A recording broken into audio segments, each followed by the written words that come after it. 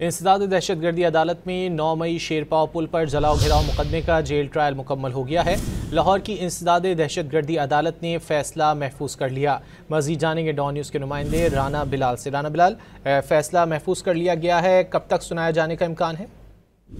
जी देखें, 9 मई को शेरपाव पुल पर जलाओ घेराव के मुकदमे का जो जेल ट्रायल है वो मुकम्मल कर लिया गया है और लाहौर की एटीसी कोर्ट ने इस मुकदमे का फैसला भी महफूज कर लिया है। अदालत ने मुल्ज़मान के हतमी बयान और वकला के दलाइल सुनने के बाद ये महफूज किया है और ये फैसला आज ही सुनाए जाने का इम्कान है। शेरपाव पुल पर जलाओ घेराव के मुकदमे में तहरीक इंसाफ की लीडरशिप, जिसमें शाह महमूद कुरैशी, यास्मीन राशिद, उमर सरफराज चीमा, एजाज चौधरी, मियां महमूद रशीद समेत 16 मुल्जमान इस मुकदमे में नामजद किए गए हैं और दौरान ट्रायल 61 गवाहान के बयानात अदालत की जानिब से रिकॉर्ड किए गए थे। ये लाहौर के थाना सर्वे रोड पुलिस ने दहशतगर्दी समेत दीगर दफात के तहत यास्मीन राशिद, उमर सरफराज चीमा, शाह महमूद कुरैशी के खिलाफ ये मुकदमा जो है वो दर्ज किया था और इस मुकदमे का जेल ट्रायल किया गया।